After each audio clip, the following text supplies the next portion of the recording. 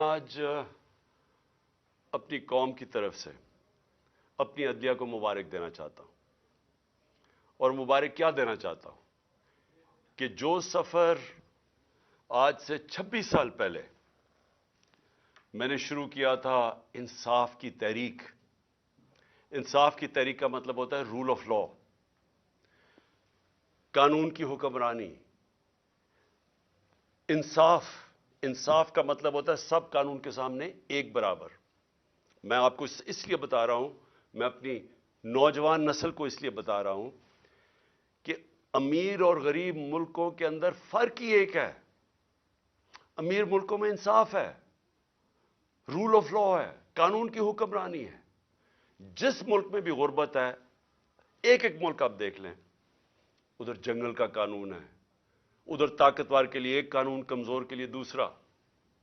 اس لیے آج جو اس راستے، یعنی وہ راستہ جو انشاءاللہ پاکستان کو ایک عظیم قوم بنائے گا، وہ اس راستے کے اوپر ہم نکل چکے ہیں. ہمارے سپریم کورٹ نے آج ایک ایسا فیصلہ کیا کہ اس نے پاکستان کے آئین کو، پاکستان کے قانون کو انہوں نے آج اپ ہولڈ کیا. انہوں نے آج قائم کی قانون کی حکمرانی. اور اب میں یہ کہنا چاہتا ہوں کہ یہ میری زندگی میں مجھے افسوس سے کہنا پڑتا ہے کہ بہت کم دفعہ ایسے ہوا ہے، اور کاش کہ یہ پہلے ہو جاتا تو آج پاکستان ایک وہ ملک ہوتا جو ایک خوشحال ترین ملک ہوتا. جس طرح جنرل امجد کو پکڑا گیا، میں تو جنرل امجد کو نہیں جانتا، میں تو ان کو ٹی وی پہ سنتا تھا. لیکن اگر کسی کو کوئی شک ہے کہ اگر کوئی محب وطن پاکستانی جو اس ملک کی درد رکھتا ہے، جس طرح وہ بولتے ہیں اور اپنے دل کی بات کرتے ہیں، اس کو اگر اٹھا کے جیل میں ڈال دیا، اور یعنی ہم سب اپنے آپ سے پوچھیں نا کہ اس کا مطلب پاکستان میں تو جمہوریت ختم ہو گئی ہے. یہ تو یہاں تو کوئی پولیس اسٹیٹ بن گئی ہے. یہاں تو ایسا خوف آ گیا ہے، کوئی سچ نہ بول دے، کسی طرح لوگوں کو کنٹرول کرو، میڈیا کی کس طرح آواز کنٹرول کرو. یعنی اس طرح کے کیا اس سے ہوگا کیا؟ مجھے تو ابھی یہ نہیں سمجھ آ رہی. کیا یہ بچ جائیں گے؟ کیا یہ لوگ ان چوروں کو ووٹ دے دیں گے اس کی وجہ سے کہ اگر آپ لوگوں کے منہ بند کر دیں؟ کیا ہمیں جو ڈرایا دھمکایا جا رہا ہے اور یہ جو ہر روز نئی ایف آئی آر، کیا اس سے ہم پیچھے ہٹ جائیں گے؟ ہمارے لوگ اس وقت جو جیلوں کے اندر گئے ہیں، جیل بھرو تحریک میں، ہر دوسرے شہر میں جاتے تھے اور زیادہ لوگ جیلوں کے لیے تیار ہو جاتے تھے. انہوں نے حالانکہ جیلوں میں، ہم پولیٹیکل پریزنرز یہ جا رہے ہیں، ہم سیاسی پریزنر، کوئی مجرم نہیں ہے، لیکن جیلوں میں ایسے رکھ رہے ہیں جیسے کہ کوئی دہشت گرد آ گئے ہیں یا کوئی ڈاکو گروپ ہے. اور یہ قبضہ کر کے بیٹھ کے اس ملک پہ پچھلی اپریل سے، اور انہوں نے ہر قسم کی پاکستان کے اندر جو بنیادی انسانی حقوق ہیں ان کو ختم کیا. انہوں نے ہر قسم کی قانون کی وائلیشن کی. انہوں نے وہ کام کیے جو کسی جمہوریت میں نہیں ہو سکتے، کہ وہ لوگ پہلے اقتدار میں آتے ہیں ایک آکشن کے ذریعے، الیکشن کے ذریعے نہیں، عوام کا مینڈیٹ لے کے نہیں آتے، پیسے خرچ کر کے، حرام کے پیسے سے لوگوں کو خرید کے، ایک سازش کے تحت، اور بیرونی سازش ساتھ ملوائی انہوں نے اپنے ساتھ. پہلے ہم سمجھتے تھے کہ باہر سے سازش ہوئی ہے، انہوں نے ساتھ ملائی. یہاں کے جو میر صادق تھے، انہوں نے غداری کی. انہوں نے باہر سے قوتوں کو اپنے ساتھ ملا کے یہ سازش کی گورنمنٹ گرانے کی. اور اس کے نتیجے میں وہ لوگ آئے جنہوں نے وہ کام کیا ہے جو کسی جمہوریت میں ہو ہی نہیں سکتا. اپنے اربوں روپے، 1100 ارب روپے کے انہوں نے کیس معاف کروائے، صرف قانون بدل کے، پارلیمنٹ میں بیٹھ کے نیب کی امینڈمنٹ چینج کر کے 1100 ارب روپے کا فائدہ کروایا اپنے آپ کو. تو آج اور پھر انہوں نے پوری کوشش کی کہ کسی نہ کسی طرح یہ اقتدار میں رہے، اور ہر وہ کوشش کی کہ کسی طرح عوام کی رائے نہ آئے. جو بھی بائی الیکشن ہوئے، اور اللہ کا کرم ہے کہ 30 بائی الیکشن جیتی ہے تحریک انصاف 37 بائی الیکشن میں سے، جب سے ہماری گورنمنٹ گئی ہے.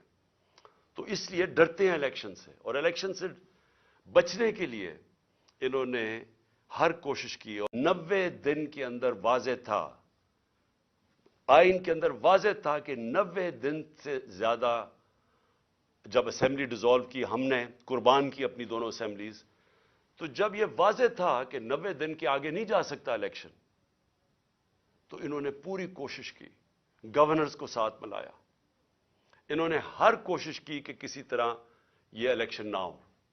और सुप्रीम कोर्ट ने जब आज फैसला किया, तो मैं पहले तो सुप्रीम कोर्ट को यह कहना चाहता हूं कि कौम आपके साथ खड़ी है। कौम इस मुल्क में तरसी हुई है इंसाफ के लिए, रूल ऑफ लॉ के लिए। और मैं आपको यकीन दिलाता हूं कि ये 99 नहीं है, 98-99 में जब इसने इसी नून लीग ने एक सुप्रीम कोर्ट के चीफ जस्टिस को डंडों से अटैक किया और भगवाया वहां से, और फिर पैसे दिए, वही रफीक ताड़ड़ वो पैसे लेके ब्रीफ केस लेके गया और कोयटा बेंच खरीदे।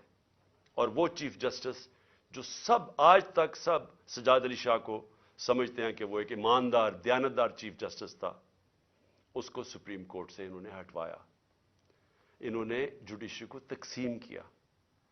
और आज मैं ये देख रहा हूं, लॉ मिनिस्टर ने जो ये स्टेटमेंट दी है, शर्मनाक है। फिर से जुडिशरी को तकसीम करने की कोशिश की, जबकि 5 मेंबर बेंच ने सबने एक ही चीज कही कि 90 दिन से आगे नहीं जा सकता, 90 दिन के अंदर इलेक्शन होंगे। 5 ने यह कहा, और उन्होंने 2 ने नहीं इत्तेफाक किया, लेकिन इस चीज के ऊपर तो 5 मुत्तफिक थे कि 90 दिन के अंदर इलेक्शन करवाने। हफ्ते को मगरिब के बाद हम पूरा लॉन्च कर रहे हैं अपनी इलेक्शन कैंपेन। हर डिस्ट्रिक्ट के अंदर मैं अपनी कारकुनों को, तहरीक इंसाफ के ओहदेदारों को आज बता रहा हूं कि हर डिस्ट्रिक्ट में आपने निकलना है, कॉर्नर्स मीटिंग करनी है, एक जुलूस जलसा करना है, और उधर मैं आप सबको अपनी यहां से खिताब करूंगा। और उसका मकसद ये होगा कि कौम को मैं ये बताऊंगा कि जिस दलदल में हम आज फंस गए हैं, इससे निकलना कैसे आप, तो वो कौन से हमने चीजें करनी है पाकिस्तान को निकालने के लिए। क्योंकि ये जो बैठे हैं, तो अब तो सीधा मजीद अंधेरे और दलदल में जा रहा है मुल्क, इनके पास तो अब कोई रास्ता नहीं है। इन्होंने जो मायशत को जिधर पहुंचा दिया है, अब तो इनके पास कोई इसका रास्ता ही नहीं है। इनका तो सिर्फ एक ही रास्ता है कि कहीं से कर्जे ले लो, लेकिन कैसे कर्जे वापस करने हैं, इनके पास तो कोई रोड मैप नहीं है।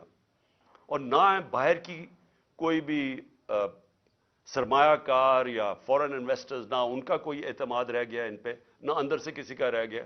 और वो जो मूडीज की लेटेस्ट रेटिंग आई है, जो क्रेडिट एजेंसी है, जो फैसला करती है कि मुल्क की कितनी सख्त है, कितनी ताकत है कर्जे वापस करने की, तो उसमें तो सबसे नीचे पाकिस्तान अब पहुंच गया। पाकिस्तान की तारीख में कभी इतना नहीं नीचे गिरा। तो बाहर से ना किसी ने कोई पैसा लगाना है पाकिस्तान में, ना अंदर से, तो इनके पास तो अब एक बंद गली में पहुंच गए हैं, पाकिस्तान को पहुंचा दिया है। तो इंशाअल्लाह हफ्ते की रात को मैं आपके सामने एक रोड मैप रखूंगा, कि क्योंकि इलेक्शन अब हम अपनी कैंपेन अनाउंस करते हुए आप सबको बताएंगे कि हमने अब करना क्या, आगे हमने कैसे, कौन से वो कदम उठाने हैं जो इंशाअल्लाह पाकिस्तान को इस मुश्किल मरहले से निकालेगा। मैं अपनी अदलिया से आज कहना चाहता हूं कि किसने मुझे डिफेंड करना है। जिन्होंने मुझे डिफेंड करना है उनसे ही मुझे खतरा है।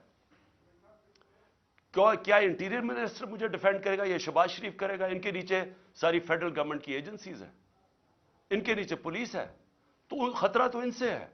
क्या डर्टी हैरी मुझे डिफेंड करेगा, जो खुद ही सबसे बड़ा खतरा मुझे उससे है? कौन डिफेंड करेगा? तो मुझे इन पब्लिक जगहों पे लेके जा रहे हैं, जबकि मैं ये बता दूं, जो नवीद जो शूटर है, जिसने मुझे गोलियां मारी थी, जो 3 मेरी टांग पे और औरों को लगी थी, उसकी ट्रायल, उसको अदालत नहीं जाना पड़ा, क्योंकि वो कहते हैं उसकी जान को खतरा है।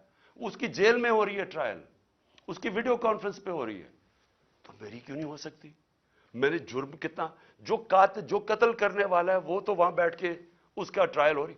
मुझे हर जगह अदालतों पे लेके जा रहे हैं। मैं चीफ जस्टिस साहब को लेटर लिखूंगा कि हमारे दौर में जब मैं प्राइम मिनिस्टर था, तो एक जज साहब ने नवाज शरीफ को कोई बीमार हुआ, और आप पता है सारा वो फेक बीमारियां थी, ہر چیز ہی اس کی 2 نمبر ہوتی ہے. جب وہ بیمار ہوا تو ہمیں فیڈرل گورنمنٹ کو حکم آیا کہ آپ ذمہ دار ہوں گے اگر اس کو کچھ ہوا. تو مجھے کچھ ہوا تو کون ذمہ دار ہوگا؟ کیونکہ جنہوں نے ذمہ دار ہونا وہ تو خود ہی مارنے کے چکر میں ہے مجھے. جس طرح جنرل امجد کو پکڑا گیا. میں تو جنرل امجد کو نہیں جانتا, میں تو ان کو ٹی وی پہ سنتا تھا. لیکن اگر کسی کو کوئی شک ہے کہ اگر کوئی محب وطن پاکستانی جو اس ملک کی درد رکھتا ہے, جس طرح وہ بولتے ہیں اور اپنے دل کی بات کرتے ہیں, اس کو اگر اٹھا کے جیل میں ڈال دیا, اور یعنی ہم سب اپنے آپ سے پوچھیں نا کہ اس کا مطلب پاکستان میں تو جمہوریت ختم ہو گئی ہے. یہ تو یہاں تو کوئی پولیس اسٹیٹ بن گئی ہے. یہاں تو ایسا خوف آ گیا ہے, کوئی سچ نہ بول دے, کسی طرح لوگوں کو کنٹرول کرو, میڈیا کی کس طرح آواز کنٹرول کرو. یعنی اس طرح کے کیا اس سے ہوگا کیا؟ مجھے تو ابھی یہ نہیں سمجھ آ رہی. کیا یہ بچ جائیں گے؟ کیا یہ لوگ ان چوروں کو ووٹ دے دیں گے اس کی وجہ سے کہ اگر آپ لوگوں کے منہ بند کر دیں؟ کیا ہمیں جو ڈرایا دھمکایا جا رہا ہے اور یہ جو ہر روز نئی ایف آئی آر, کیا اس سے ہم پیچھے ہٹ جائیں گے؟ ہمارے لوگ اس وقت جو جیلوں کے اندر گئے ہیں, جیل بھرو تحریک میں, ہر دوسرے شہر میں جاتے تھے اور زیادہ لوگ جیلوں کے لیے تیار ہو جاتے تھے. انہوں نے حالانکہ جیلوں میں ہم پولیٹیکل پریزنرز یہ جا رہے ہیں, ہم سیاسی پریزنر, کوئی مجرم نہیں ہے, لیکن جیلوں میں ایسے رکھ رہے ہیں جیسے کہ کوئی دہشت گرد آ گئے یا کوئی ڈاکو